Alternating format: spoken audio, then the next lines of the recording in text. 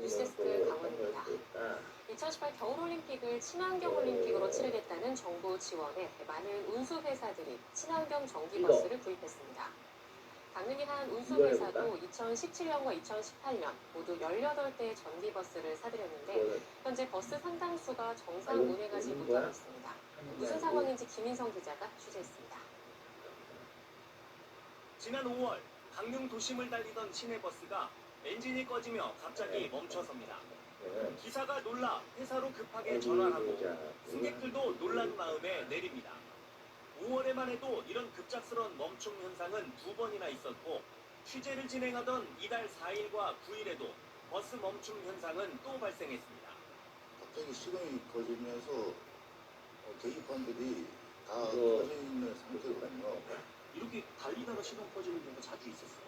제가 차를 갖고 가서 했었던 거구나. 한 7번, 6번 정도 있었습니다.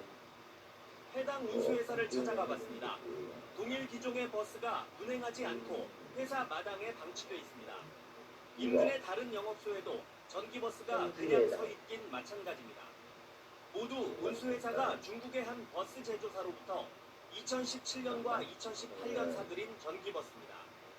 당시 구입한 18대 가운데 11대는 운행을 아예 멈춘 채 방치돼 있고 나머지 7대도 운행하는 도중 주행 중 시동 꺼짐 등의 고장이 발생해 불안한 상태입니다. 다른 사람들이 타고 있는 상황에서 수속하시키고 주행을 하고 있는 건데 시동이 갑자기 꺼지면 핸들도 잠겨버려. 그리고 브레이크도 말을 안 돼. 후속 조치도 제때 이루어지지 않고 있습니다. 운수회사가 중국 업체에 수리 요청을 했지만 수리도 부품 수급도 원활하지 않았습니다. 결국 내용 증명을 보내고 나서야 최근 배터리 일부가 왔지만 이를 수리할 수 있는 기술자가 중국에서 와야 고칠 수 있는 상황입니다. 운행 연수 10년이 되지 않으면 폐차도 안 돼 애물단지가 되고 있습니다. 당시 국토교통부의 저상버스, 환경부의 전기자동차 보급 사업을 통해 대당 4억 원 가까이 하는 전기버스를 자부담 6천만 원대에 구매할 수 있었습니다. 그렇다고 다른 중국 제조사에 문제가 있는 건 아닙니다. 이 운수회사는 2019년 이후 다른 중국 제조사 2곳에서 29대의 전기버스를 추가로 구입했는데 큰 고장도 없고 수리와 부품 수급도 문제가 없는 실정입니다. 운수회사 측은 특정 중국 제조사의 전기버스를 둘러싼 문제의 취재에는 응했지만 정식 인터뷰는 하지 않았습니다. 당시 전기버스가 출시 초기 단계였던 데다 기술력이 지금보단 현저히 떨어지다 보니 초기에 구입한 지역 운수회사에 적지 않은 피해를 주고 있습니다. MBC 뉴스 김인성입니다. 이거 다시 해볼까 이거? 알았어.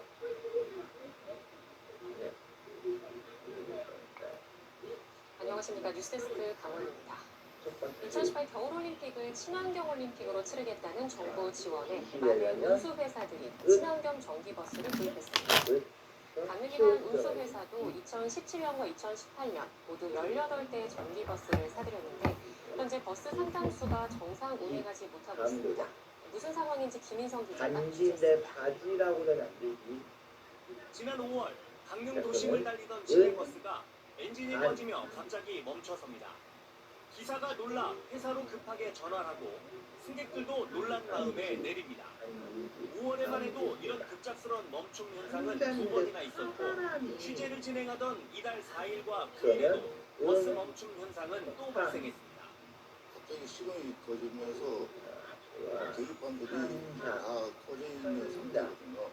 이렇게 달리다가 시동 꺼지는 경우가 자주 있었어요. 제가 차를 갖고 가서 한 7번, 6번 몰라? 해당 운수회사를 찾아가 봤습니다. 동일 기종의 버스가 운행하지 않고 회사 마당에 방치돼 있습니다. 인근의 다른 영업소에도 전기버스가 그냥 서 있긴 마찬가지입니다. 모두 운수회사가 중국의 한 버스 제조사로부터 2017년과 2018년 사들인 전기버스입니다. 당시 구입한 18대 가운데 11대는 운행을 아예 멈춘 채 방치돼 있고 나머지 7대도 운행하는 도중 주행 중 시동 꺼짐 등의 고장이 발생해 불안한 상태입니다. 다른 사람들이 타고 있는 상황에서 수속하시키고 갑자기 꺼지면은 핸들도 잠겨버려요. 오류라 브레이크도 말이지. 말을 안 해요. 후속 조치도 제때 이루어지지 않고 있습니다. 운수회사가 중국 업체에 수리 요청을 했지만 수리도 부품 수급도 원활하지 않았습니다. 결국 내용 증명을 보내고 나서야 최근 배터리 일부가 왔지만 이를 수리할 수 있는 기술자가 중국에서 와야 고칠 수 있는 상황입니다. 운행 연수 10년이 되지 않으면 폐차도 안 돼 애물단지가 되고 있습니다. 당시 국토교통부의 저상버스, 환경부의 전기자동차 보급 사업을 통해 대당 4억 원 가까이 하는 전기버스를 자부담 6천만 원대에 구매할 수 있었습니다. 그렇다고 다른 중국 제조사에 문제가 있는 건 아닙니다. 이 운수회사는 2019년 이후 다른 중국 제조사 두 곳에서 29대의 전기버스를 추가로 구입했는데 큰 고장도 없고 수리와 부품 수급도 문제가 없는 실정입니다. 운수회사 측은 특정 중국 제조사의 전기버스를 둘러싼 문제의 취재에는 응했지만 정식 인터뷰는 하지 않았습니다. 당시 전기버스가 출시 초기 단계였던 데다 기술력이 지금보단 현저히 떨어지다 보니 초기에 구입한 지역 운수회사에 적지 않은 피해를 주고 있습니다. MBC 뉴스 김인성입니다. 양 이렇게 해서 성냥 그래서 성냥이지.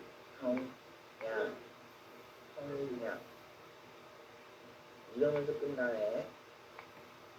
다음 소식입니다. 운행 중이던 버스에 돌을 던지고 그 돌을 확인하려던 버스 운전기사를 폭행한 40대 남성이 경찰에 붙잡혔습니다. 경찰이 조사를 해봤더니 이 남성은 지난 1월에도 같은 버스기사를 폭행한 적이 있었습니다. 무슨 일이 있는 것이길래 길기범 기자가 단독 보도합니다. 한 남성이 버스를 향해 무언가를 던집니다. 아니구나 이거는. 버스 기사가 차를 멈추고 밖을 확인하는 순간 이 남성이 다가와 다짜고짜 멱살을 잡습니다. 이어 버스 위로 올라오더니 기사의 목까지 조르기 시작합니다. 다리 돌리게. 보다 못한 승객들은 이를 말리고 경찰까지 출동했지만 이거를 이 남성은 욕설을 퍼부으며 난동을 부립니다. 술만 먹으면 사람이 행세 부리고 그래가지고 성장지 아무나 보면 욕해요. 한두 번 아니지 모르는 거. 46살 박모 씨가 시내버스 운전기사 54살 정모 씨에게 폭행을 가한 건 지난달 10일 밤 11시 50분쯤. 정류장에 서 있던 박 씨는 버스를 향해 돌을 던져 차를 세운 뒤 기사를 폭행했습니다. 알고 보니 박 씨는 한 달 전에도 버스 정류장이 아닌 곳에서 태워달라고 요구하다 태워주지 않자 버스 기사인 정 씨를 때렸던 것으로 나타났습니다. 이 일로 벌금을 물게 될 처지에 놓인 박 씨가 정 씨를 보자 또 폭행을 저지른 겁니다. 전에도 내가 나를 신고해가지고 불탕 먹은 적 있지. 너 먼저도 한번 그렇게 했으니까 오늘 내가 너를 죽여줄게. 경찰은 박 씨를 살해 혐의로 구속하고 검찰에 넘겼습니다. MBN 뉴스 길기범입니다. 이거는 이렇게 가구나. 집회통을 이용할 때 마스크 착용이 의무가 될지 고민이 됐습니다. 마스크 좀 써달라는 요청을 받으면 미안한 마음이 들고 작성했는데 무슨 상관이냐며 뺨을 때리고 행패를 부린 50대 승객이 경찰에 도착했습니다. 한소희 기자가 취재했습니다. 어제 아침 출근 시간 서울 지하철 2호선 안 한 남성이 슬리퍼로 앉아있는 승객의 얼굴을 사정없이 뜯습니다. 근처 다른 승객을 향해서도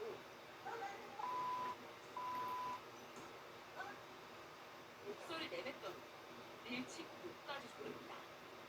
폭행을 당한 승객도 참지 않으면서 주먹다짐으로 던지고 승객들이 날려보지만 폭행을 먼저 시작한 남성은 바닥에 우산을 집어넣고 내 동생이까지 합니다. 문을 못 이기고 지하철 안으로 뛰어납니다. 난동은 지하철이 다음 역에 멈춰 연구원과 경찰이 오고 나서 끝났습니다. 폭행은 마스크 착용을 놓고 벌어진 말 다툼에 잘못됐습니다. 이거를 마스크를 안 쓴 두 명 승객이 큰 소리로 대화를 하고 있어서 맞은편에 승객들이 마스크 착용해달라는 말씀을 하셨는데 뛰어가서 기사를 걸었습니다. 경찰은 승객들의 폭행한 50대 남성 A씨를 현행범으로 체포해 조사하고 있습니다. 지난 5월 말 대중교통에서 마스크 착용을 의무화한 뒤 경찰에 350건 정도의 관련 사건이 접수됐습니다. 주로 중장년층이 많았습니다. 60대 이상이 댓글 대통령으로 가장 많았고 50대가 83명으로 뒤를 이었습니다. SBS 자, 다음은 태원 여기 공원 친구 거. 또 학교폭력 사건이 터졌습니다. 충남 아산에서 고교생 등 학생 8명이 중학생 1명을 집단 폭행한 사건이 일어났는데 사흘에 걸쳐서 폭행당한 이 중학생 음악이 찢어지고 가슴뼈, 내비뼈가 부러졌습니다. 가해자들은 신고하면 보복하겠다고 협박하는 것도 모자라서 가석까지 쓰겠다는 이 사건을 이거 봐. 자, 위원님 이렇게 10대 8명이 중학생 1명을 폭행한 그런 사건이죠. 맞습니다. 지난 21일 충남 아산에서 발생한 사건입니다. 예. 고등학교 2학년생 요건 좀 어렵네. 그중에는 뭐 이 피해자의 친구 학교에 친구까지 있어서 배웠어요. 중학교 2학년 학생을 이제 노래방 등으로 불러내가지고 자, 다음은 이거. 집단 교차를 해서 고등학교 터지고 이거 갈비뼈가 골절되는 이거 그런 상해를 아이유가 가해서 봐야 되는 거죠. 조금 전에 말씀하신 것처럼 그 이렇게, 이후에 이들의 행태가 이렇게, 우려스러워요. 각서를 써라. 누구에게도 발설하지 않겠다. 맞았다는 이걸 걸 이렇게, 각서를 쓰게 하고 또 인지를 샷을 합니다. 이렇게, 문제 치밀하지 않습니까? 그러니까 아주 조직적으로 한 것도 자기가 나가는데 그래서 이제 이 아이는 아마 말도 못한 것 같습니다. 누구한테 부모님한테도 말 못하고 교사들한테도 말 다음은 못하고 이거. 다음은 그런데 이게 이제 뭐 하나나 나가지 사회에 마요. 있었던 법인도 아니고요. 노래방에서 6시간 동안 이거 감동하는 벌레 소리를 했고 이게 또 그때 다른 장소로 옮겨오면서 며칠 동안 계속됐거든요. 이렇게, 네, 그 다음 날이죠. 22일 날도 그렇고 23일 날도 그렇고 계속 불러내가지고 학교 공터 같은 데서 무차별 이거 봐요. 이렇게, 친구까지 폭행에 당하는 그 피해 학생 심정이 어떨까 자세히 이거는요. 않는데 그 피해 학생 심정을 이거는 이렇게, 학교를 나와도 다 아는 이 여기 이렇게 그런 하고, 분들이 그 구성원들한테 말을 하고 어디 있든지 다 들키니까 이렇게, 생성도 못했죠. 근데 이거는 팬 것도 모자라서 안마까지 시키고. 말도 어디 있는지 다 들키니까 안마까지 시켰거든요. 마지막. 또 이제 때려놓고 뭐 와서 안마해봐라 완전히 말도 완전 노예 너무 비슷하게. 모욕적이지 않습니까? 그렇죠. 이게 굴욕감을 주는 거죠. 상대로 완전 불종하게 만들면서 굴욕감 같은 걸 주는 이게 이제 학교 폭력의 어떤 특성이 예. 근데 이 사건은 어떻게 알려지게 된 건가요? 이게 이 아이가 많이 맞다 보니까 그 골절된 상태에서 너무 아프니까 통증을 못 참아가지고 보건소 학교 보건실을 찾아갔어요. 네. 근데 이제 보건실 보건교사가 벌써 낌새를 챈 거죠. 그래서 이제 아이고, 면담을 마취까지 해가지고 때문에. 결국 이게 알려지게 됐습니다. 지금 보면 그 사진에서도 계속 네. 나오고 이거 있습니다. 맞구나, 이거 봐. 음악이 이렇게, 조지고 갈비뼈가 부러졌다고 하는데 지금 계속 이렇게, 오랫동안 이렇게. 예, 지금 입원에서 치료 중이습니다. 이번에 예, 치료 상당히 상태가 예. 근데 왜 이렇게 손이 끼었어요. 얘기를 하고 있습니까? 이 가해 학생들? 지금 현재는 저 자신들한테 잘못 보냈다거나 이런 뜻인데 학교 폭력의 어떤 특성은요 특별한 게 없어요. 그냥 특별한 게 없어요. 그냥 하나 누군가를 탁히 삼으면 예. 그 사람만 집중 공격하는 그런 어떤 이게 아니야. 이 왕따 심리하고 거의 같은 맥락이거든요. 이 학생이 공격을 이렇게 타겟이 된 거예요. 근데 이게 또 타겟이 안 되려면 어떻게 해야 되고 또 이런 학교 폭력을 좀 반복되지 않게 하려면은 어떻게 하는 게 가장 좋을까요? 이게 이제 아이들의 특성이 무서운 형들 아까 얘기하지 않습니까? 이제 조직적이고 여러 사람이니까 그게 두려워서 신고를 못하고 선생님한테 말을 못하는데요. 사실 적극적으로 신고하고 부모님한테 얘기해야 됩니다. 그래야지 이제 경찰이 개입하고 학교 선생님이 이게 아니면은 해결이 되지. 이게 내가 지금 요번에 가서 몇 대 맞고 그냥 차라리 넘어가면 끝나겠지 하면 안 돼요. 이거는 지속적으로 불러내가지고 지금 이 사건도 그렇지 않습니까? 당할수록 예, 당할수록 집요하게 불러내서 아주 마르고 닳도록 그죠 고통을 주거든요. 그래서 이거는 그때 신고해가지고 상응한 대가를 치르도록 해야 돼요. 예. 지금 혹시 이런 비슷한 피해를 당하고 있는 학생들이 있다면은 맞았네. 적극적으로 신고하고 부모님 선생님한테 꼭 얘기하는 거 기억하시기 바랍니다. 이거, 국민의 친구가 딱 볼 때,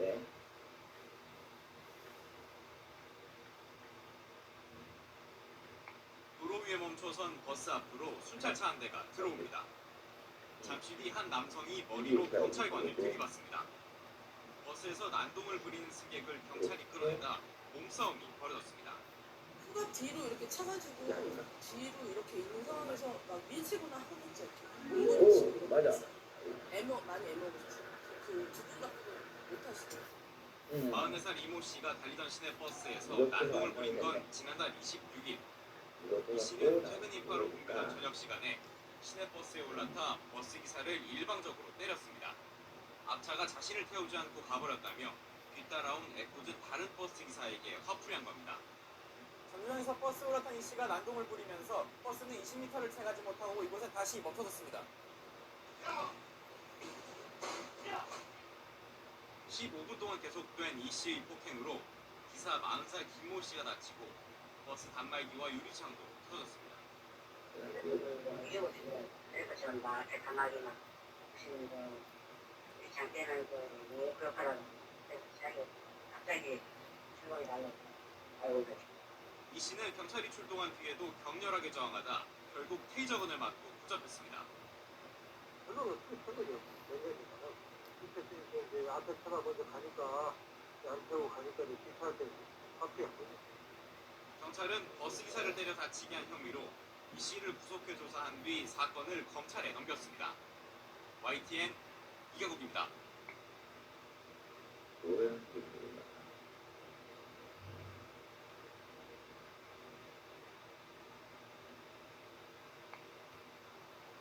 달리는 택시 안에서 취객이 여성 기사를 무차별 폭행하는 사고가 발생했습니다. 횡설수설 이유도 없었습니다. 이러한 위험천만한 택시기사 폭행 사건이 해마다 크게 늘고 있다고 합니다. 강소라 기자입니다. 여성 기사가 운행하는 택시 안. 만취한 승객이 갑자기 운전자의 얼굴을 때리더니 운전석을 덮칩니다. 목까지 소리며 비명에도 아랑곳하지 않습니다. 손을 탁 잡고 그럴 때는 손 뿌리치고 또 허벅지 탁 잡고 그럴 때 또 뿌리치고 좀 치욕스러웠죠. 차에서 탁 내리자마자 막 펑 동면서 너무 힘들어가지고. 피해 기사는 3주 입원 치료를 마친 뒤에도 정신적인 충격에서 벗어나지 못하고 있습니다. 버스와 택시 운전기사를 폭행하는 사건은 하루 10건 정도로 매년 증가하는 추세인데 이는 교통사고 같은 2차 사고를 유발할 수 있어 더욱 위험합니다. 이에 국토부는 시내버스 운전자의 안전을 위한 보호경벽 설치를 의무화했습니다. 하지만 택시는 관련 규정이 없어 개인이 설치 비용을 모두 부담해야 합니다. 시에서 지원을 해준다면 그건 누구나 다 하겠습니다. 간막에 하는 건 좋죠. 일본에 가만히 보니까 간막에 이앱스 같은 거 있잖아요. 이 같은 상황에서 여성과 고령의 택시기사는 꾸준히 늘고 있고 택시기사를 폭행하는 사건은 끊이지 않고 있습니다. 강질도 등 범죄 예방을 사전에 할 수 있는 효과가 있습니다. 운전자 입장에서는 운전에 집중함으로써 안전한 운전을 할 수 있는 기대됩니다. 큰 2차 사고를 일으킬 수도 있는 택시기사 폭행 사건들. 별다른 대안 없이 택시기사들은 오늘도 거리를 달리고 있습니다. KE는 강소라입니다. 마스크 쓰라고 권유하는 버스 기사들이 폭행당하는 일이 끊이지 않고 있는데요. 사실 기사들이 그런 책임을 짊어져야 할 이유도 없습니다. 정부가 뒤늦게 마스크 착용하라는 기사에게 욕설하거나 폭행을 가하면 엄중히 처벌하겠다고 밝혔습니다. 홍성욱 기자입니다. 마스크를 안 써 승차를 거부당하자 버스 기사를 위협하는 승객.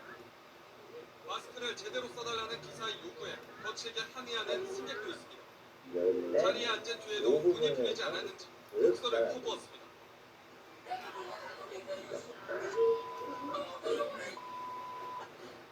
함께 타고 있던 승객들은 불안에 떨었습니다. 기사에서만 보던 이런 어른들을 이렇게 보니까 욕설을 하시니까 좀 당황스럽기도 하고 해서 이걸 말려야 되는데 이걸 말리면 내가 더 해코지 당할까 무서웠어. 정부는 지난달 26일부터 버스나 택시, 지하철 등 대중교통 이용 시 마스크 착용을 의무화하고 마스크 미착용 승객에 대한 승차 거부를 해도 과태료 등 처벌을 면제했습니다. 한 달 가까이 된 지금 대중교통 마스크 시비 사건이 전국 곳곳에서 잇따랐고 관련 신고만 840건이 접수됐습니다. 버스가 537건으로 가장 많았고 택시가 176건, 지하철 127건 순이었습니다. 경찰은 이 가운데 43건을 폭행과 업무방해 혐의로 입건해 수사하고 있습니다. 특히 마스크 미착용 시비로 기사와 다른 승객을 폭행한 50대 남성은 구속되기도 했습니다. 승차 거부에 대한 처벌만 면제했지 정작 마스크 미착용 시비로 인한 책임은 운전기사에게 떠넘겼다는 지적이 일자 경찰이 엄정 대응 방침을 세웠습니다. 마스크 미착용으로 인한 승차 거부에 운전자의 위해를 가하는 승객은 강력팀이 전담 수사하기로 했습니다. 운전자 폭행이나 위협뿐 아니라 소란을 피운 경우에도 대중교통 운행을 방해한 것으로 보고 최대 5년 이하의 징역형에 처할 수 있는 업무방해 혐의를 적용하기로 했습니다. 경찰은 특히 제지에 부응하며 소란을 지속하는 경우 현행범으로 체포하고 구속 수사할 방침입니다. YTN 후속입니다. 이제 개발자는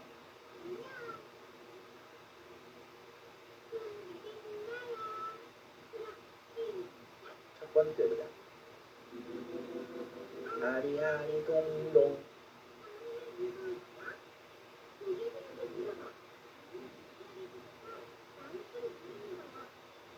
알겠어, 3번. 도심 한복판에서 시외버스를 상대로 보복 운전을 한 것도 모자라서 버스 기사를 폭행한 일이 벌어졌습니다.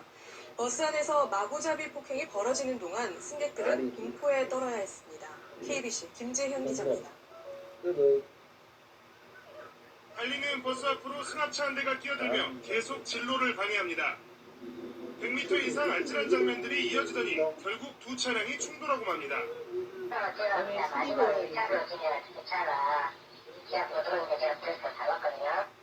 이때 승합차에서 내린 운전자가 버스로 올라타더니 버스 운전기사를 마구 때립니다. 폭행은 경찰이 출동하기까지 10분이 넘는 시간 동안 계속됐습니다. 도로 한복판에 세워진 버스 안에서 무차별적인 폭행이 일어난 10여 분 동안 승객들은 공포에 떨어야만 했습니다. 경찰은 승객들이 탄 시외버스를 위협하고 버스 운전기사를 폭행해 전치 4주의 부상을 입힌 혐의로 30대 남성을 붙잡아 조사하고 있습니다. 이 남성은 경찰 조사에서 버스가 먼저 위협한 것으로 느껴 보복 운전을 했다고 진술했습니다. 버스 기사는 전혀 아이들은 모르는데 버스로 인해서 좀 위해를 당했다는 식으로 이렇게 했는가 봐요. 경찰은 승합차 운전자에 대해 특수상해 등의 혐의로 구속영장을 청구할 계획입니다. KBC 김재현입니다. 운행 중인 시내버스 운전기사를 폭행한 40대 남성과 60대 여성이 경찰에 붙잡혔습니다. 불친절하다 이런 이유로 그랬다고 하는데 이 사건도 좀 짚어보겠습니다. 운행 중인 기사를 폭행한 거죠? 그렇죠. 영상이 나올 걸로 보이는데 운행을 하고 있는 버스 기사한테 폭행을 지금 당한 거거든요. 영상을 좀 보면요. 이 운행 중이다 나오지 않습니까? 나오는데 때립니다. 기사를 치면서 때리고 이유는 친절하잖아요. 지금도 내리는데 못 내렸다 해가지고 소리를 지금 갑자기 올라와서 멱살을 잡는 모습이 있죠. 요거는 그 사건하고 다른 겁니다. 예, 저 여성분은 멱살까지 잡네요. 근데 이게 사실은 왜 운행 중에 더 무섭냐면 다른 승객들 있지 않습니까? 이 잘못하다 보면 나머지 승객들한테도 피해가 갈 수가 있는 거예요. 운전을 하다가 큰 사고가 일어날 수 있지 않습니까? 지금도 마치 그 장면인데요. 이 운전하는 사람한테 기사한테 폭행을 했던 40대 남성을 네, 40대 남성 문을 닫았다 내리려고 하는데 이게 이유라면서요? 그렇죠. 이게 뭐 양산에 사투리도 있었죠. 뭐 내려야 하는데 왜 문을 닫노 이러면서 와가지고 욕설하면서 밀고 넘어뜨렸는데요. 사실 문 닫았으면 다시 열어달라 하고 다시 내리면 되는 거고 운전기사가 버스 기사가 모든 걸 다 정확히 알 수는 없는 거거든요. 내리겠습니다 하면 되는 거지. 그걸 갖고 욕을 하면서 와가지고 멱살 잡고 밀고 이렇게 한다는 거는 오히려 더 큰 범죄가 이어진 상황이 아닌가 그렇게 보입니다. 예, 아까 멱살 잡던 여성 승객도 참 이유가 황당합니다. 저 여성도 이제 9월 4일에 있었던 일인데요. 이제 버스 승차하면서 어디 가느냐라고 그러니까 그 얘기를 답을 안 했다고. 답을 안 했다고. 버스 어디 갑니까? 어디 가냐 하면 모를 수도 있잖아요. 택시 타고 버스 다 할 수는 없으니까 그리고 바쁘니까. 그런데 답을 안 했다고 화가 나가지고 밀면서 막 폭행이나 상해를 줬잖아. 그 사건. 이런 사건들이 뭐 한두 건이 아니라서요. 지난 8월에 있었던 영상도 저희가 하나 준비를 했는데요. 이 영상도 보면은 뭐 이유도 비슷합니다. 보시면은 이 폭행 정도가 좀 더 심해 보이는데요. 예. 이제 운전을 하고 있는데 뭐라고 얘기를 하다가 목을 와서 조르고 진두릅니다. 굉장히 화가 난 것 같습니다. 하고 있는데 사실 이 사람이 왜 이런 행동을 하게 됐냐면 지금 발로 이렇게 막 짓누르죠. 네. 큰 사고가 날 수도 있었다면 또 운전 중인데요. 저 이유는 딱 하나입니다. 안전벨트 매라 그랬거든요. 네. 안전벨트 매야 되잖아요. 안전벨트. 그러니까 매라고 당연한 했는데 요구를 하는 건데. 그게 화가 나가지고 지금 짓누르기도 하고 운전하는 사람한테 막 무릎으로 막 하는 거예요. 다음 문제 볼까? 상당합니다. 운전 중에 운전자 폭행하는 거. 근데 이게 한 해 몇천 건씩 일어나요. 상당히 많이 일어나기 때문에 2007년부터 아예 피해자가 운전기사, 운행자라면 처벌을 강화하는 법안이 있습니다. 특정범죄 처벌, 가중처벌법에 따라서 가중하도록 돼 있고 일반 폭행이나 형법보다는 그래서 커서 5년 이하의 징역 또는 2천만 원 벌금에 처할 수가 있는데요. 일반 폭행보다 일단 법적으로는 처벌이 훨씬 가능합니다. 운전 중에. 예, 그리고 상해가 되면 3년 이상 징역을 받습니다. 근데 실제로 근데 문제는 뭐냐면 경찰이나 경찰이 대부분 그냥 일반 폭행으로 많이 해버려요.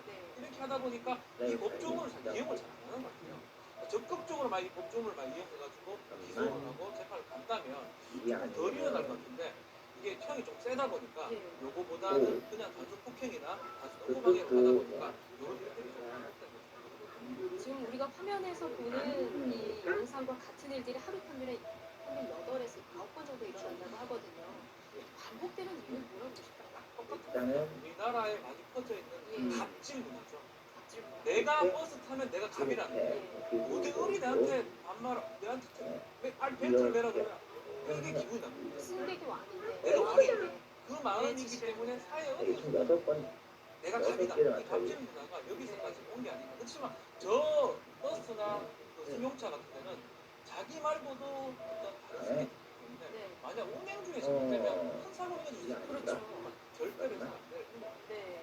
그러면 처벌을 좀 실질적으로 강화하는 것 이게 답인가요? 그렇죠. 일단은 그 문화는 좀 바꿔야 될 것 같고요. 가장 좋은 거는 처벌을 좀 정말 그대로 상해를 가하면 그냥 진짜 징역으로 갈 수 있고 구속까지 좀 한다 그러면 원래 법은 그렇게 돼 있으니까. 예, 법대로만 한다 그러면 사람들이 운전기사한테 폭행을 했다가는 구속될 수도 있겠구나. 이런 것들이 인지가 된다 그러면 이런 사건도 네, 경각심을 좀 불러일으키는 그런 제도 장치가 좀 있어야 될 것 같다는 생각이 드네요. 박지훈 변호사 오늘 고맙습니다. 고맙습니다.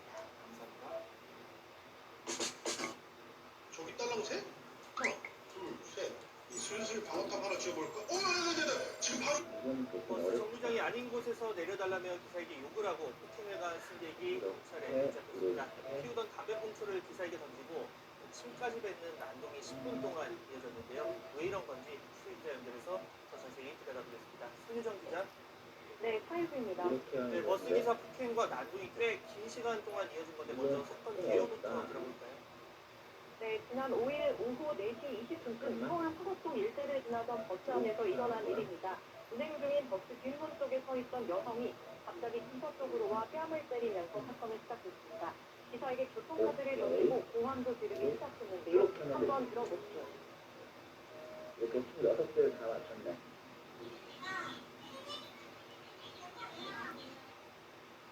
기사의 머리를 손으로 밀치고 마스크도 끌어내리는 등 본격적인 폭행이 시작됩니다. 눈이 풀리지 않았는지 가방에서 담배를 꺼내 피우기도 하는데요. 버스 바닥에 버린 담배를 다시 주워 기사 쪽으로 던집니다. 당시 기사를 향해 침을 뱉기도 했는데요. 기사의 머리채를 양손으로 끌어당기고 담배를 여러 차례 던지는 여성의 난동은 경찰이 출동한 뒤에야 끝났습니다. 지금 영상을 보니까 이 물리적 위협을 가하기도 하고 이 버스 기사님이 많이 다치시지는 않았을까 걱정도 되는데 지금 상태 어떤가요? 아니구나, 이거 그냥 보는 거구나. 네, 기사는 승객이 가슴을 때리자 바로 경찰에 신고했는데요. 문제 승객이 도망칠까봐 잔류가 버스를 멈추고 문을 열어주지 않았다고 합니다. 경찰에 신고하면 잠잠해질까 싶었던 난동은 갈수록 심해졌고 기사는 견딜 수밖에 없었는데요. 양손으로 머리를 쥐어뜯겨 그날 이후로 가벼운 뇌진탕 증상이 느껴진다고 합니다. 몸의 상처도 아프지만 정신적인 충격도 컸다고 합니다. 폭행을 당한 다음 날도 아무렇지 않게 출근해봤지만 어떤 승객이 언제 돌변할지 모른다는 공포감이 들기 시작했다는데요. 버스 기사는 그에게 업적 연차를 내고 쉬고 있습니다. 말씀 한번 들어보시죠. 지금도 당연히 두통은 계속 있는 상태고 속도 조금씩 내서 집에 있는 가족들 생각만 거의 했어요. 보는 거구나. 거의 그러면서 참았어요.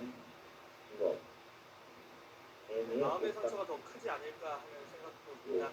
이 상황을 버스 안에서 그대로 지켜봐야 했던 승객분들 역시 피해자라고 볼 수 있을 것 같은데 뭐 다른 다치신 분은 없을 겁니다. 네, 승객들은 평소처럼 버스를 타다가 느닷없이 난동에 휘말리게 된 건데요. 그래도 직접 폭행을 당한 승객은 없었습니다. 난동이 계속되자 놀란 승객들은 수납을 버스 뒤쪽으로 몸을 피했습니다. 제 앞에서 막 라이터도 치고 던지고 막 이래가지고 바로 앞에 좀 되게 무서웠었어요. 그 버스 안에 당시에 애가 있었는데 저희가 지금 무서워 뒤로 자리를 다 피했거든요. 승객들 역시 난동이 벌어지고 있다며 계속해서 경찰에 신고 전화를 했습니다. 마스크를 쓴 답답한 차 안에서 여성이 담배를 3번이나 피워 참는 것이 고통스러웠다고 하는데요. 여성이 경찰에 붙잡힌 뒤에야 승객들도 수납을 차에서 내릴 수 있었습니다. 다들 상황을 잘 정리해준 버스기사에게 고생했다, 몸은 괜찮으시냐, 잘 참아주셔서 감사하다 등의 위로를 건넸다고 합니다. 아무래도 가장 궁금한 점은 도대체 왜 이런 범행을 저질렀는지 이제 경찰 조사가 남은 상황이죠. 네, 그렇습니다. 버스기사 말에 따르면 20대 승객 A씨가 갑자기 달리는 버스 안에서 내려달라고 했었는데요.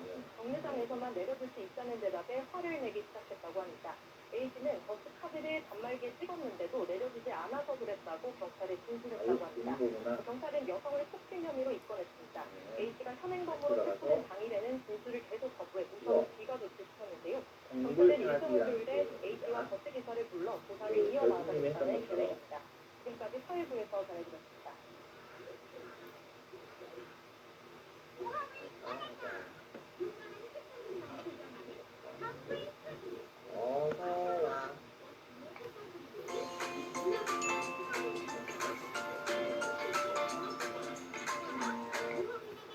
최근 SNS에서는 한 남성이 이렇게 지하철 안에서 담배를 피우는 황당한 장면이 담긴 영상이 공개돼 논란이 일어났는데요. 확인 결과 이 남성은 지하철에서 내린 뒤 다른 승객을 때린 폭행 혐의로 지난달 검찰에 송치된 것으로 확인됐습니다. 지하철에서 버젓이 마스크를 벗고 담배를 피우는 것에 대해선 과태료가 부과될 것으로 보입니다. 고재민 기자가 취재했습니다. 우리 그 결국님이 했었던 것처럼 떠올리는 상황인 말이에요. 달리는 지하철 안에서 한 남성이 담배를 피웁니다. 뭔가 원소고 약간 팔, 7, 다음 사람들은 5가 되죠. 6.8을 75, 결국 한 시민이 담배를 뺐자 이 남성은 다시 담배를 새로 꺼냅니다. 시민들이 재창하려도 적반하장입니다. 역시 큰 수 만들기니까 뭐야? 4, 7, 2, 8, 4가 있잖아. 먼저 제일 큰 수, 4를 먼저 넣고 7, 4, 급기야 말리는 시민에게 욕설을 퍼붓습니다.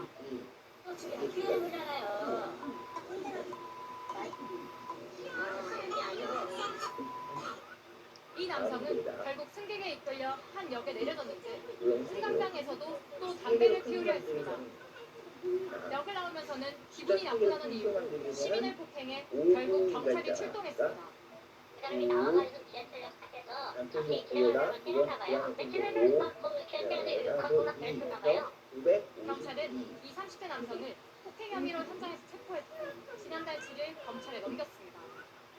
다만 형사처벌은 폭행에 대한 것이었고 지하철 안에서 담배를 피운 건 포함되지 않았습니다. 지하철 내후변은 철도안전법입니다. 담배를 피우라 마스크를 벗은 건 감염병 예방법 위반인데 모두 과태료 부과 대상이기 때문입니다. 각각 과태료는 30만 원과 10만 원입니다. 서울교통공사는 경찰로부터 이 남성의 신원을 확인해 해당 지방자치단체에 과태료 부과를 요청할 예정입니다. MBC 뉴스 고재민입니다. 다음 보자.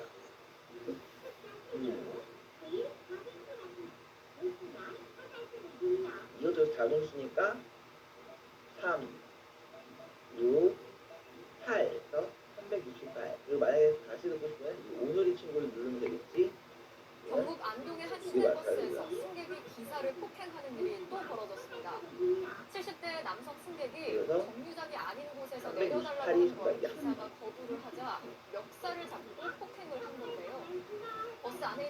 승객들은 불안에 떨어야 했습니다. 최봉도 기자. 다음. 안동의 한 시내버스. 남성 승객이 버스 기사와 언쟁을 벌이더니 자리에서 일어나 기사의 멱살을 여러 차례 잡고 흔듭니다. 남성은 기사의 얼굴을 향해 들고 있던 가방을 휘두르고 손으로 때릴 듯 위협도 합니다. 버스가 정차하고 기사가 자리를 피하지만 승객은 기사를 따라가 밀치고 발로 찹니다. 정류장 아닌 곳에 내려달라는 요구를 기사가 거부한 게 발단이었습니다. 이렇게 가야지. 승차장이 자기들 원하는 곳에서 아니야? 하차를 하고 하기로 했고 하차하시면 여기 태워주세요. 그렇게 얘기를 했는데 이분이 자기가 비싼 나이가 뭔데 당시 버스 안에는 노인과 어린아이 등 8명의 승객이 타고 있었습니다. 특히 영상 속 구간은 내리막인데다 커브가 많아 사고 위험이 높습니다. 버스 기사는 코뼈에 금이 가는 등 부상을 입어 입원 치료를 받고 있습니다. 기사를 때린 승객은 70살 A씨. 자신을 교회 목사라고 밝힌 A씨는 본인도 기사가 휘두른 팔에 맞아 다쳤다고 주장합니다. 목사님 뭐야 그러니까 그때 이제 목사님이 응? 너는 엄마 아버지도 없냐고 야가고 경찰은 특정범죄 가중처벌법 위반 혐의로 A씨를 불구속 입건하고 정확한 사건 경위를 조사 중입니다. MBC 뉴스 최고입니다. 이거 어느 쪽 크고 작고 그게 조금 딸렸을 뿐이지. 그 다음 야, 지금 집에 네 와이프가 있어? 아니 없어. 근데 어젯밤에 너 왜 그랬어? 무슨 말이야? 내가 뭘 했는데? 네가 나한테 추천해준 그 좀비 게임 말이.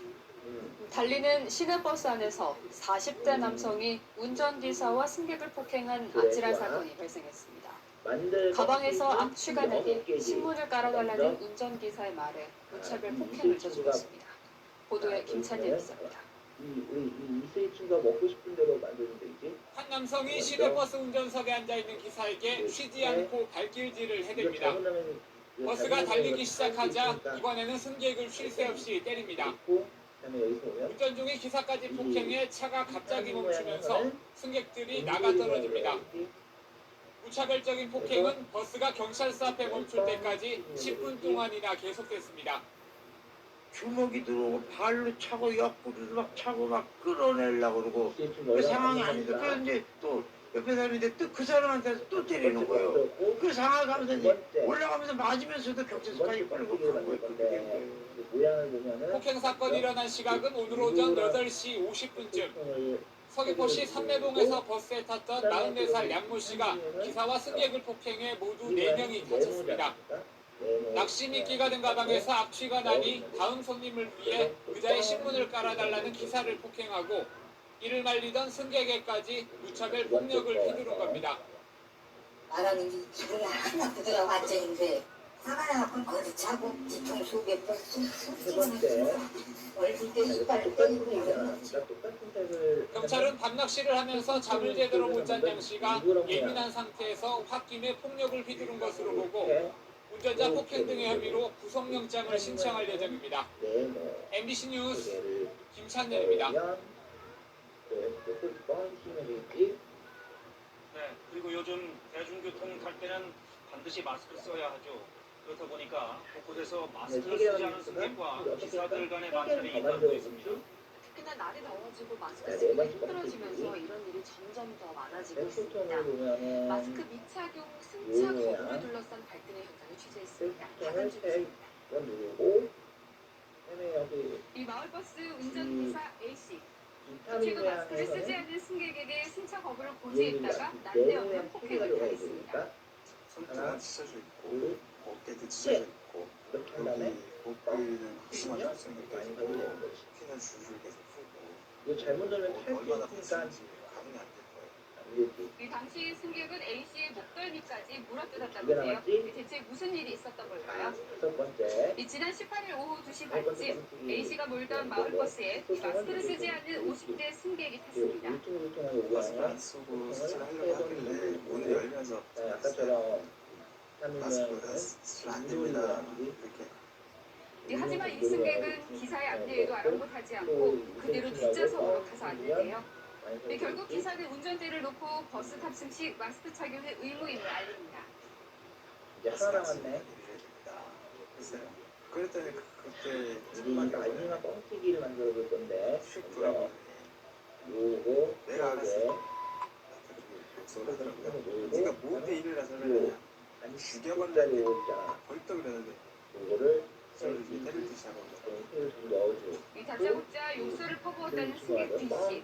이 신랑이를 말리려는 또 다른 승객에게도 욕설을 하며 위협적인 행동을 사슴지 않았다고 하는데요. 이렇게 해서 6개가 아저씨 오고 완성이 왜 됩니다. 누구라고 그러세요? 왜 기사님한테 그러세요? 당연히 마스크를 많이 쓰셔야죠. 배우는지 이렇게 재질 이렇게 항의를 하시더라고요. 그랬더니 그분한테 이렇게 해서 마무리됐고 너는 뭔데 뛰어드냐. 거기서 이제 난동이 시작된 거예요. 이 버스 운행이 멈춘 상황에서 계속된 B씨의 난동. 그때 길 건너편에서 이걸 본 시민 한 명이 싸움을 말리려 나섰습니다. 버스 안에서 싸우는 소리가 들렸어요. 그래가지고 유심히 지켜봤는데 버스 안에서 이제 가해자분이 기사님이랑 여성분을 이제 때리려는 모션을 취해갖고 바로 버스 앞문으로 들어와서 그 가해자를 끌어내려서 이제 말리던 거죠. 이 B씨를 버스에서 내리게 하자 마구잡이 폭행이 시작됐다고 합니다.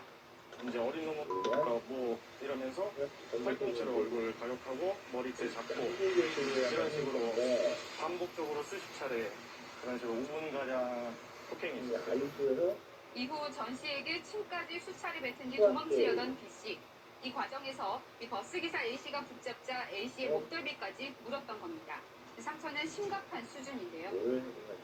지금은 봉합할 수 있는 상황이 못 된대요. 살 자체가 없기 때문에. 그래서 12시가 끝나고 나서 무시까지 해야 된다라고 얘기를 하셨고. B씨는 출동한 경찰에 의해 체포됐고 결국 마스크 착용을 지적하는 버스기사를 폭행해 구속된 첫 사례가 됐습니다. 이 대중교통 이용 시 마스크 착용을 놓고 벌어진 시비 이번이 처음이 아닌데요. 지난 15일 서울의 한 도로 이 버스 한 대가 정류장이 아닌 곳에 멈춰섭니다. 잠시 뒤 경찰차가 출동하고 승객들 모두 내리는데요. 바로 마스크를 착용하지 않은 승객과 기사 간에 벌어진 승차 거부 실랑이 때문이었습니다. 첫 번째. 자는 여기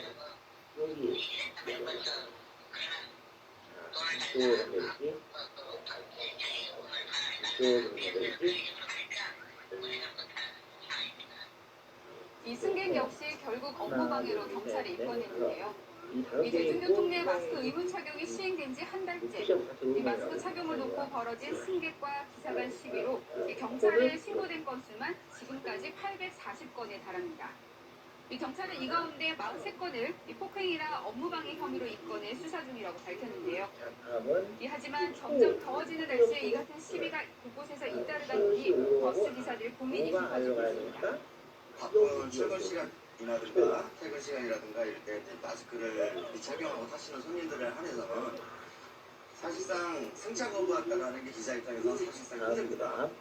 그리고 안 가지고 타시는 분들이 좀 있어요. 시시에 다 들어가고 아가 아래로 와야 옆으로 와야 되니까 여기 자처럼 기분이 불쾌하죠. 민원을 넣고 풀에 와야지. 그러면 그게 또 회사에 연락이 가고 하면 또 저희 기사들이 또 많이 하려고 택시 기사들은 상황이 더 난감한데요. 이 코로나19 여파로 손님이 줄어든 마당에 승차 거부는 쉽지 않다고 합니다.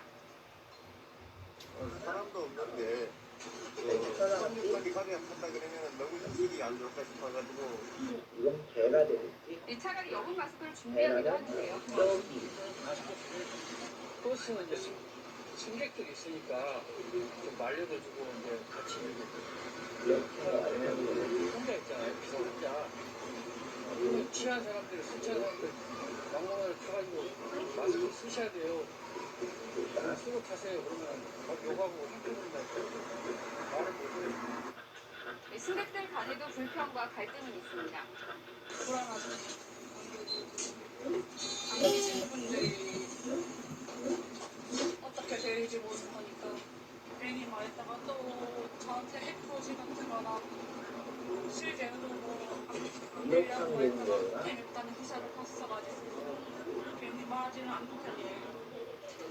경찰은 앞으로 마스크를 쓰지 않고 대중교통을 이용하거나 승차를 거부하는 운전자에게 위해를 가하는 승객들은 강력팀이 전담 수사하는 등 엄정 처리하기로 했는데요. 코로나19 지역 감염이 여전한 만큼 예방 수칙의 첫걸음인 마스크 쓰기를 더욱 철저히 지키는 시민의식이 필요하지 않을까요?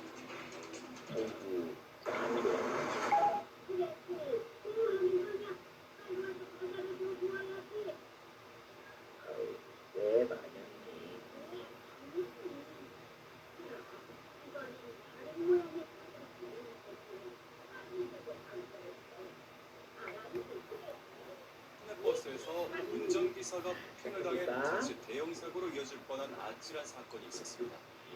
화물트럭 운전기사가 차로 변경을 양보해주지 않았다며 벌인이 일어났습니다. 김원진 기자가 취재했습니다. 버스 앞에 멈춰선 화물트럭. 차에서 내린 남성이 화가 난 듯 버스에 올라타더니 운전기사를 향해 삿대질을 하고 때릴 듯이 손을 들어 위협. 그래도 분이 풀리지 않았는지 운전기사의 멱살을 잡고 흔듭니다. 참다 못한 운전기사가 경찰에 신고하려 하자 버스 출입문 작동 장치를 강제로 잡아당기기까지 합니다. 소란이 있는 동안 버스에 타고 있던 20여 명의 승객들은 혹시나 사고가 나지 않을까 불안에 떨어야 했습니다. 흔들면서 그 가해들도 받을 뻔하고 저런 차들도 받을 뻔하고 좀 위험했었어요. 운행 중이던 버스 기사를 폭행한 남성은 55살 A씨. 시내버스가 자신에게 차로 변경을 양보해주지 않는다는 이유에서였습니다. 경찰은 A씨를 특정범죄 가중처벌 등에 관한 법률 위반 혐의로 입건했습니다. 운행 중인 차량의 기사를 폭행하게 되면 사고 위험성이 높기 때문에 일반 폭행죄에 가중처벌됩니다. 전국에서 버스나 택시 기사를 폭행해 입건되는 사람만 매년 3,000명을 넘고 있어 사고 예방과 안전 대책 마련의 필요성이 커지고 있습니다. MBC 뉴스 김원진입니다. 기 역시도 이렇게 기 모양하고 위 모양이 있는 이쪽에 완성. 아 그러네. 이렇게 맞출 때마다 이렇게 꽃잎에 이게 진짜 글씨가 들어오는 거구나.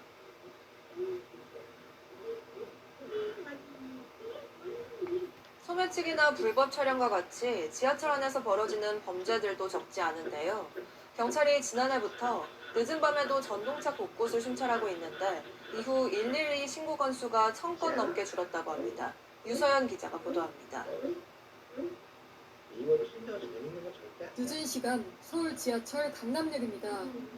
모자를 눌러 쓴 남성이 한 여성의 뒤를 쫓아가더니 가방에서 뭔가를 몰래 꺼내들고 사라집니다. 이 남성은 지난 1월 출소한 전문 소매치기범이었습니다. 유범 기간에 또다시 지하철 승객의 지갑을 훔친 겁니다. 피해 신고를 접수한 경찰은 영상자료와 범행 수법을 분석해 경기도 고양에서 남성을 붙잡아 구속했습니다. 소매치기뿐 아니라 불법 촬영부터 난동까지 지하철 역사와 열차 내 사건 사고가 끊이지 않고 있습니다. 이에 따라 서울경찰청 지하철 경찰대는 지난해부터 야간에도 지하철 순찰을 시작했습니다.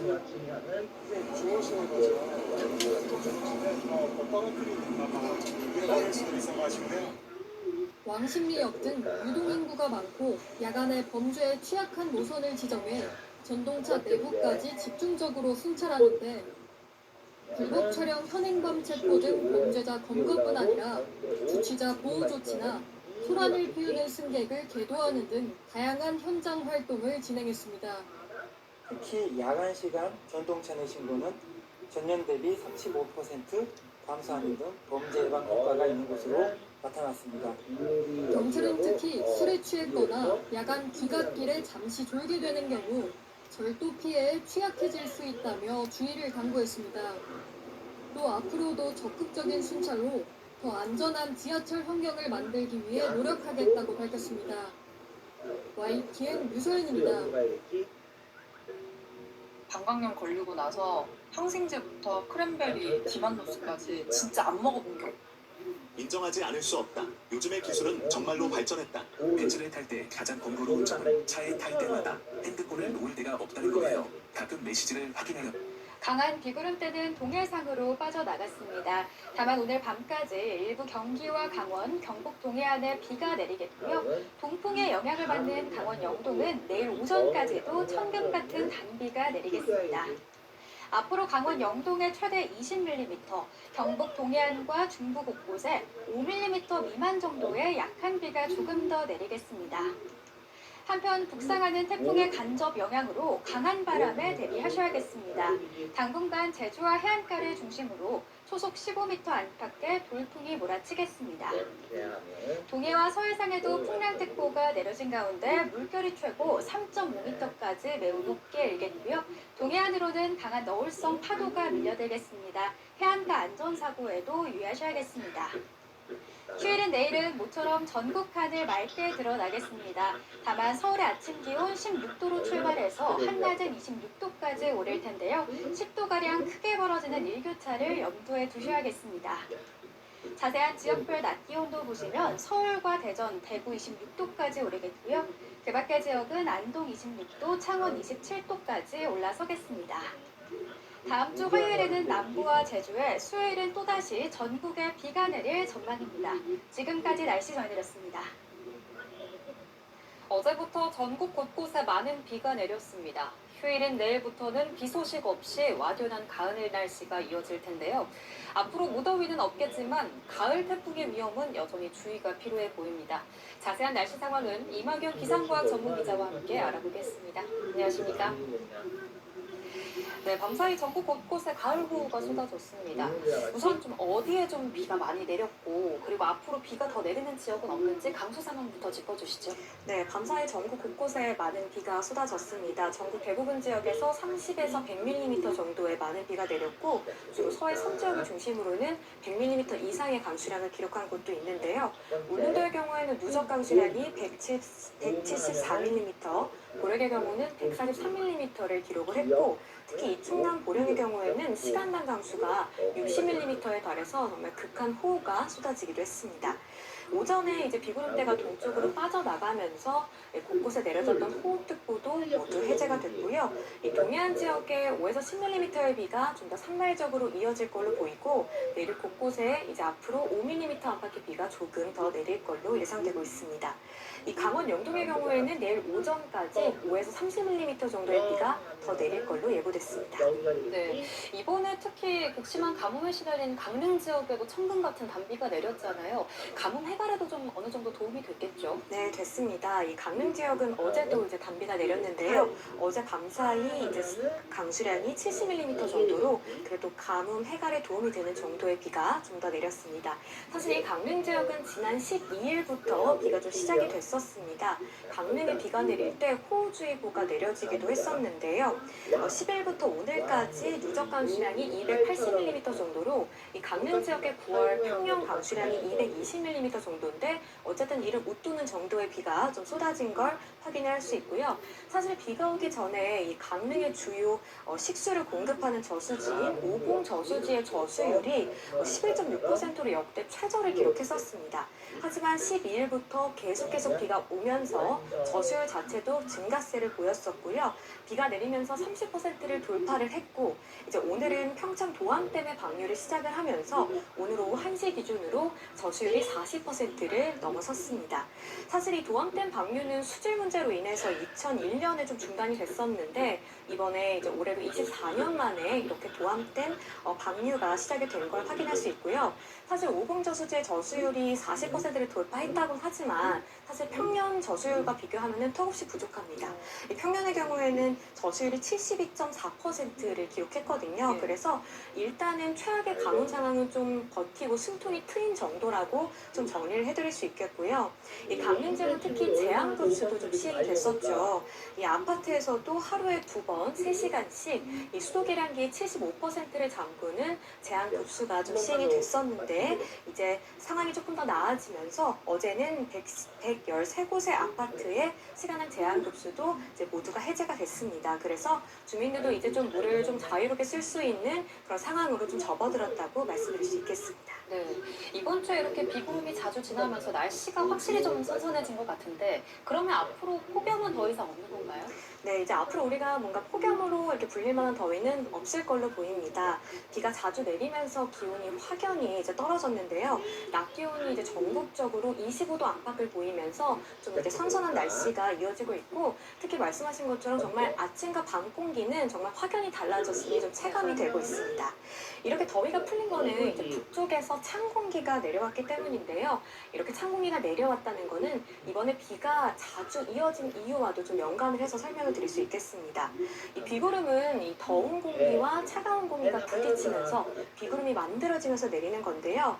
이 계절이 이제 여름에서 가을로 향하게 되면은 북쪽에서 이렇게 찬 공기가 내려오게 되고요. 그 전에 한반도에 더운 공기가 이미 가득한 상태, 그리고 남쪽에서 끊임없이 고온다습한 공기가 이렇게 유입되고 있는 상태이기 때문에 북쪽에서 찬 공기가 주기적으로 내려오게 되면은 이 찬 공기와 더운 공기가 충돌을 하면서 비구름이 만들어지기 좋은 조건이 형성이 됩니다. 그래서 우리가 이렇게 이번 주에 특히나 가을 호우가 좀 반복적으로 이어졌던 이유는 이렇게 북쪽에서 주기적으로 찬 공기가 내려왔기 때문이라고 설명을 드릴 수 있겠고요. 북쪽에 찬 공기가 내려온다는 것은 결국 더운 공기를 밀어낸다는 의미가 됩니다. 그래서 기온이 좀 떨어지면서 비가 내리면서 날이 급격히 선선해지는 거를 이제 확인을 할 수 있는데요. 특히 어제 서울의 낮 최고 기온이 21.4도에 그쳤습니다. 이건 올가을 들어서 정말 최저 기온이라고 볼 수 있겠고요. 앞으로는 좀 이렇게 완연한 가을 날씨가 좀 이어진다, 이렇게 설명을 드릴 수 있겠습니다. 하지만 본격적으로 이 가을이 시작된다라는 거는 결국에는 큰 일교차에 좀 주의를 해야 되는 시점으로 접어든다고 말씀을 드릴 수 있겠어요. 네. 여름에는 아침에도 덥고 낮에도 덥고 밤에도 덥기 때문에 큰 기온 차이를 못 느끼지만 이렇게 가을에 접어들게 되면은 낮에는 그래도 햇볕에서 기온이 좀 오르면서 어느 정도 이렇게 기온이 좀 25도 안팎으로 오르는데 아침 저녁으로는 거의 15도 아래까지 쭉 떨어진단 말이에요. 네. 그러면 낮과 밤의 기온차가 10도에서 15도까지 크게 벌어집니다. 그래서 앞으로는 이제 건강 관리를 좀 잘 해주셔야 된다는 점을 좀 말씀드리고 싶고요. 일교차가 큰 날씨가 이어질 때는 얇은 옷을 좀 여러 겹 입으면서 좀 일교차 큰 날씨에 대비를 하는 게 중요하다고 말씀드리겠습니다. 네, 이렇게 여름을 지나서 지금 가을에 들어섰는데 아직까지는 태풍 소식이 없습니다. 지금도 한반도 남쪽에 태풍 2개가 북상하고 있는데 이번에도 한반도에 영향은 없을 전망이라고요? 네, 어제까지만 해도요 17호, 18호, 19호 태풍, 그러니까 태풍 3개가 한반도 남쪽에서 북상을 하고 있는 상황이었는데요. 우선 17호 태풍 미탁은 중국을 향하면서 열대저압으로 약화가 된 상태입니다. 그래서 지금 한반도 남쪽에는 필리핀 동쪽에 있는 18호 태풍 나가사, 그리고 일본 동쪽 해상에 있는 19호 태풍 너구리가 있습니다. 그런데 두 태풍 모두 지금 보시는 것처럼 한반도와 매우 떨어져서 북상을 하고 있고 향하는 위치 자체도 전혀 한반도 방향이 아니기 때문에 우리나라에는 영향은 없을 걸로 보이고요. 이렇게 태풍이 우리나라까지 올라오지 못하는 이유는 앞서 제가 설명드린 북쪽에 있는 찬 공기가 내려왔다는 점, 그래서 이 찬 공기가 태풍의 북상을 못하게끔 막고 있기 때문입니다. 그래서 이제 우리가 이제 여름이 지나고 좀 가을로 접어들었는 지금에도 아직도 한반도에 영향을 준 태풍이 단 한 개도 없습니다. 이제 여름에는 주로 태풍이 좀 많이 발생을 하잖아요. 그런데 올해는 여름에도 단 한 개도 태풍이 발생하지 않아서, 그러니까 한반도에 영향을 준 태풍이 한 개도 없어서 2016년에 이어서 9년 만에 태풍 없는 여름을 우리가 좀 보내게 됐고요. 이 이후로는 폭염 고기압이 자꾸 한반도에 자리를 하면서, 그러니까 더위가 기승을 부리면서 태풍이 들어오지 못했다는 걸 말씀드릴 수 있습니다.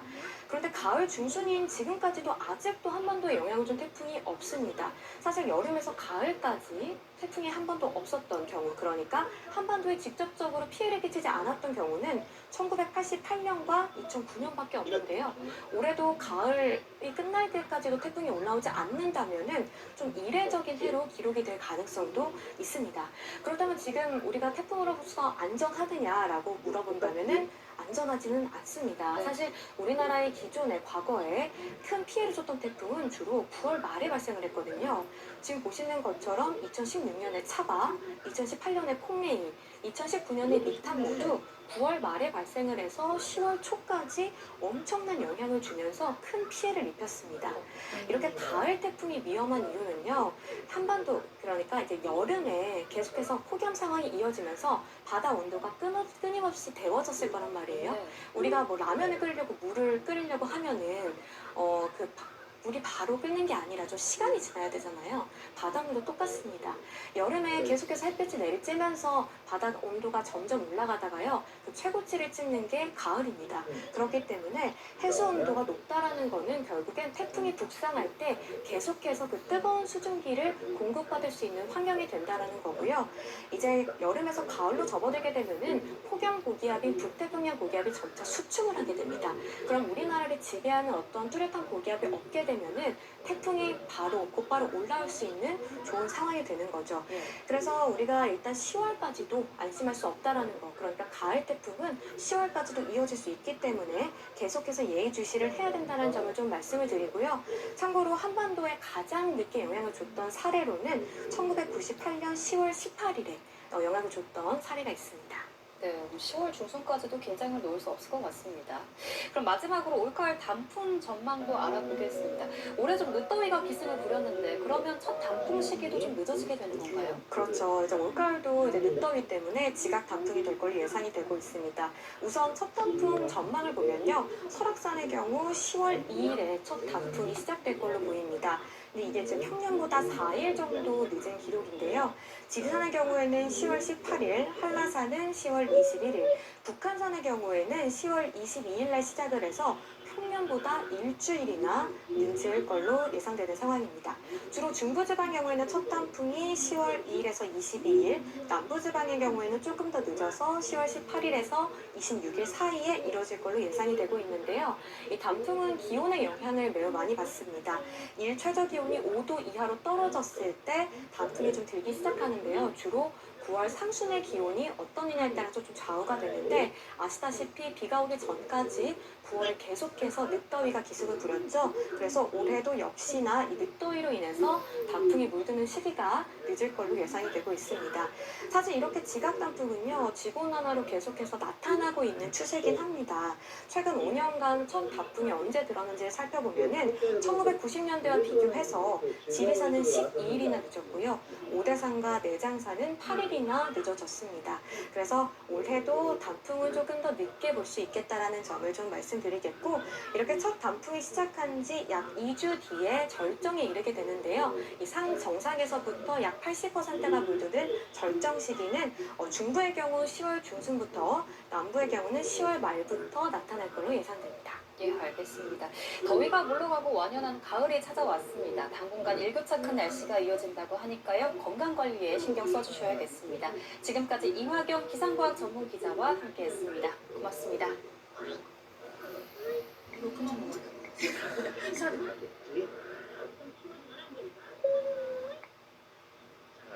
이제 모양대로 넣으면 되겠지?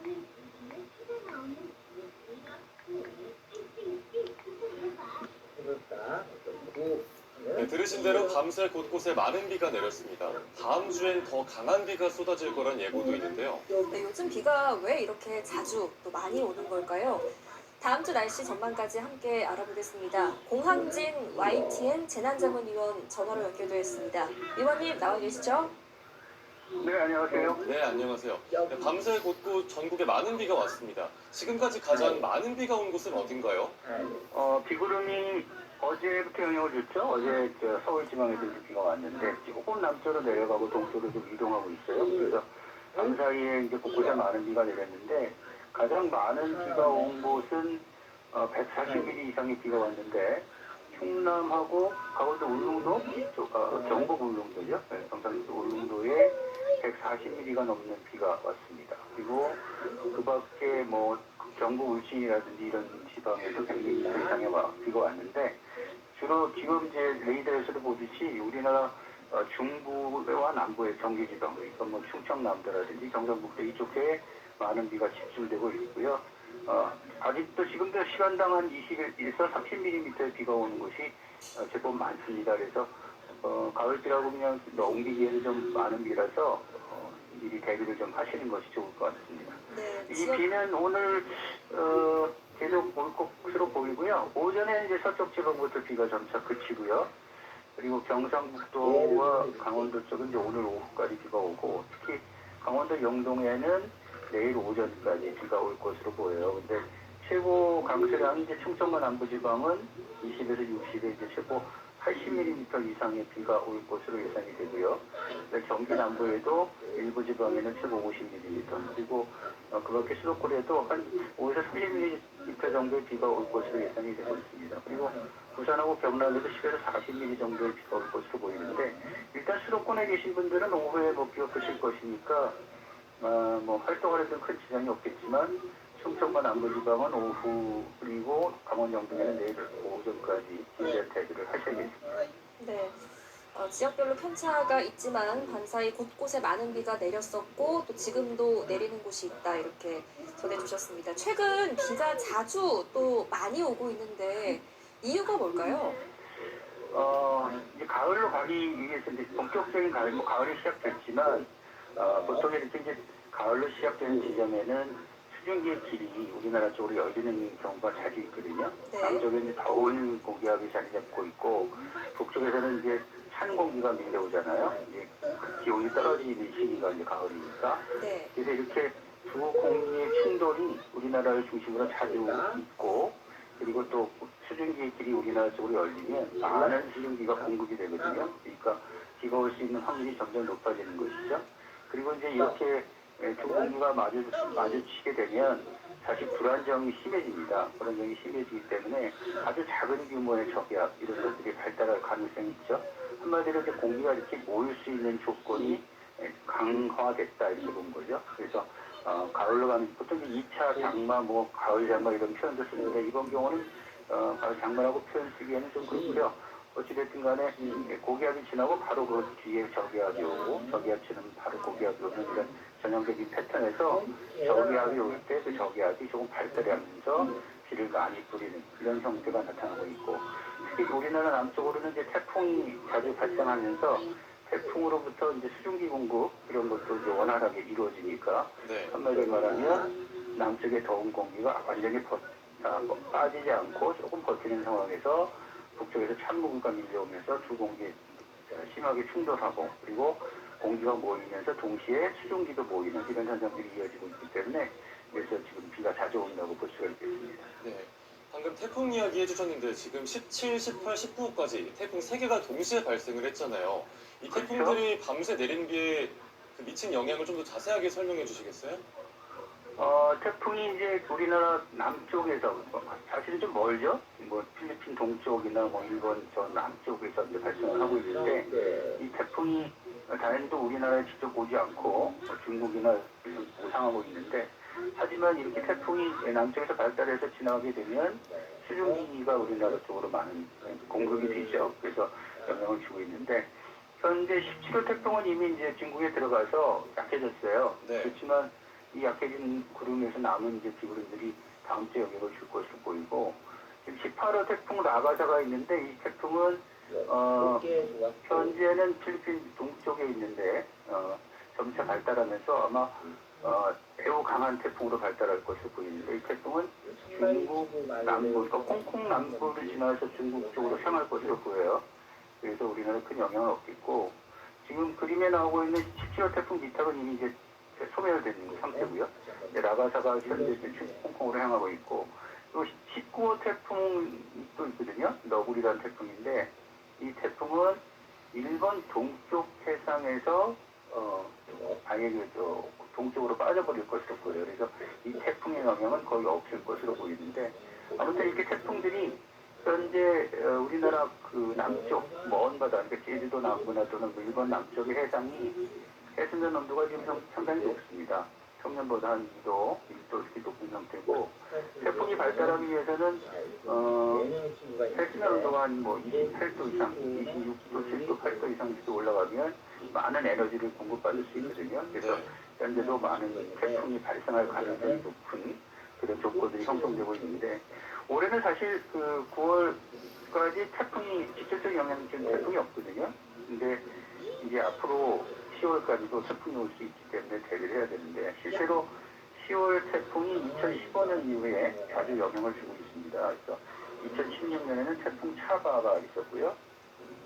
2018년에는 태풍 콩레이, 그리고 2019년에는 태풍 니탁이 있었는데, 이 태풍 모두 9월 말에 생겨서 10월 초에 영향을 줬습니다. 근데 특징적으로 많은 비와 강한 바람을 몰고 와서 큰 피해를 줬거든요.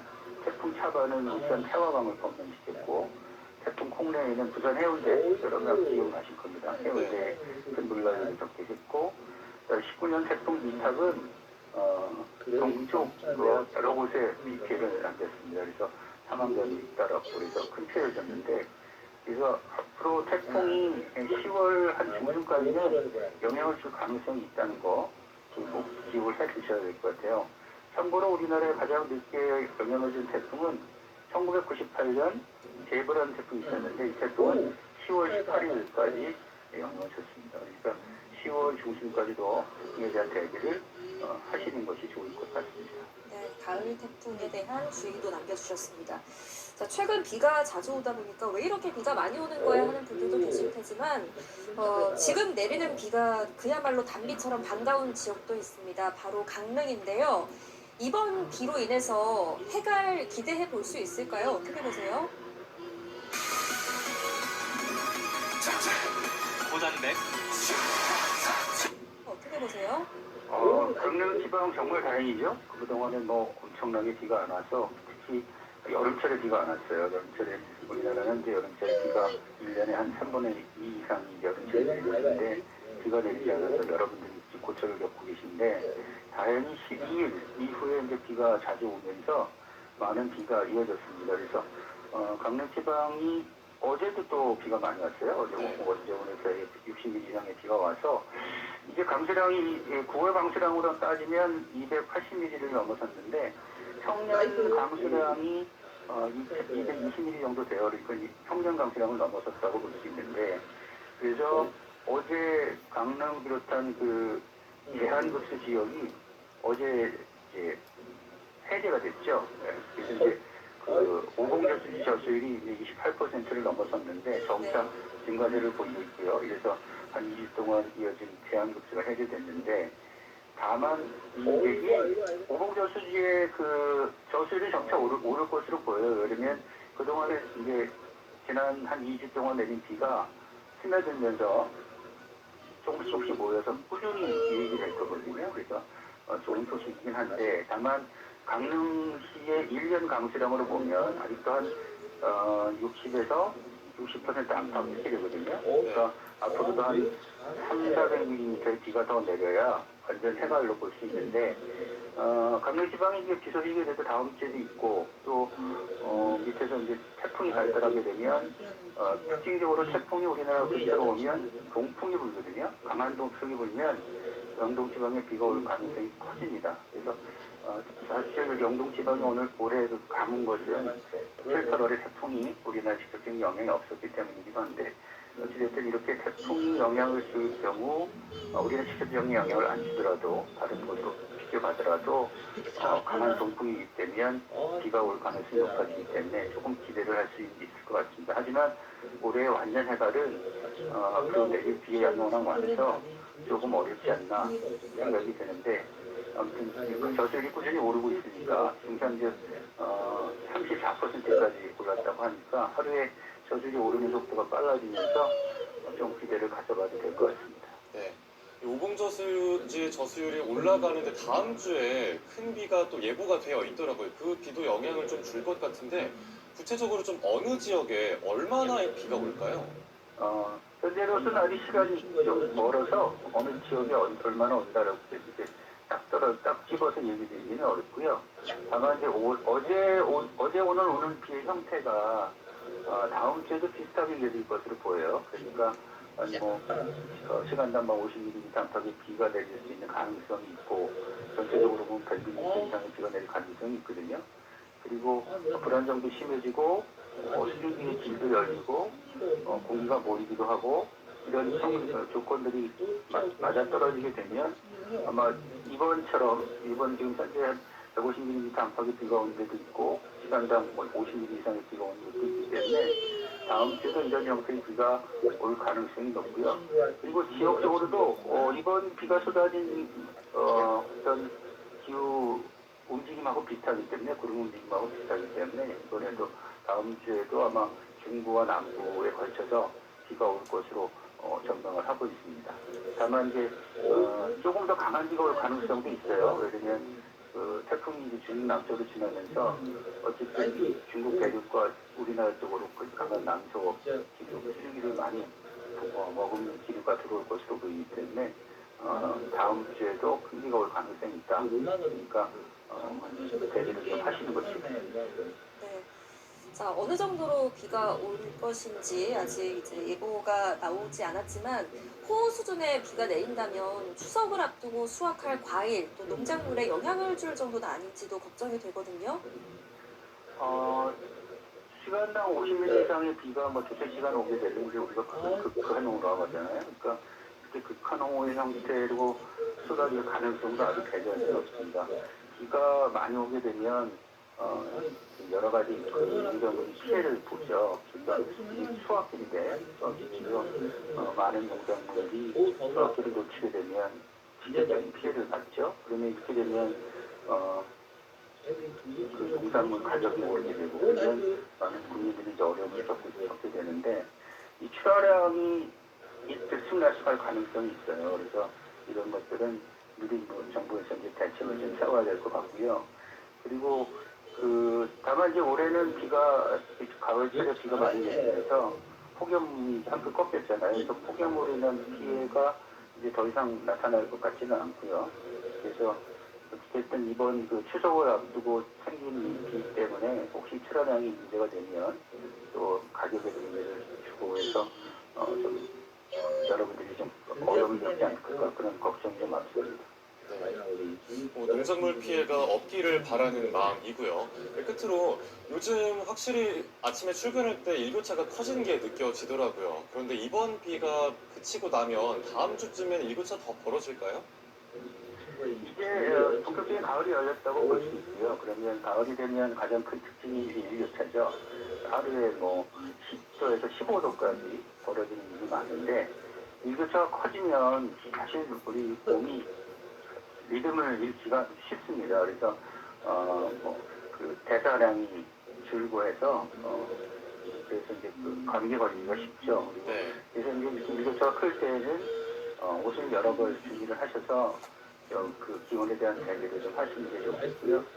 그래서 이렇게 이제 리듬을 잃지 않도록 하는 것이 중요한데 이제 문제는 이제 10월 정도 들어가면 9월하고 날씨가 또 확 변하거든요. 변하면서 낮에는 뭐 기온이 25도, 30도 가까이 오르는 지역도 있지만 단 하루나 이틀 사이에 기온이 막 20, 30도까지 떨어지는 경우가 있어요. 갑자기 북쪽에서 찬공기가 들어오면 산간지방 같은 경우에는 영하로 떨어지는 경우도 생길 수 있거든요. 그러니까 10월 달의 특징을 보면 기온이 우리나라 전체로 볼 때 한 3, 40도 정도의 기온 차차를 보인다고 볼 수 있거든요. 아까도 말씀드렸듯이 낮에 보면 25도 올라갔는데 아침이 한 영하로 떨어진다든지 이렇게 되면 30도 가까이 기온이 벌어질 수 있잖아요. 그러니까 이 보통 일교차가 우리가 생각하는 10도, 15도 선에서 20도까지도 크게 벌어질 수 있으니까 이런 점을 특히 유념을 해야 될 것 같아요. 이 일교차가 커지는 현상도 기후가 변하면서 새로 생기는 그런 현상 중에 하나인데 그래서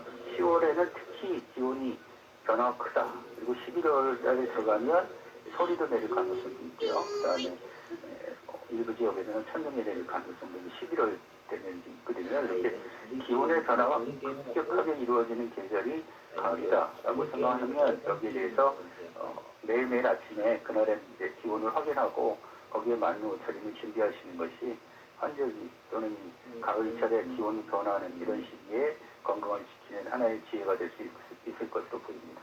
네, 건강 잃지 않도록 건강 잘 챙겨야겠습니다. 오늘 여기까지 듣겠습니다. 공항진 YTN 재난자문위원과 함께했습니다. 잘 들었습니다. 네, 수고하세요. 키가 1.7.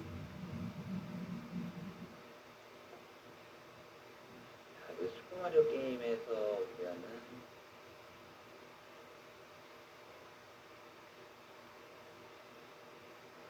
이게 하나씩 하나씩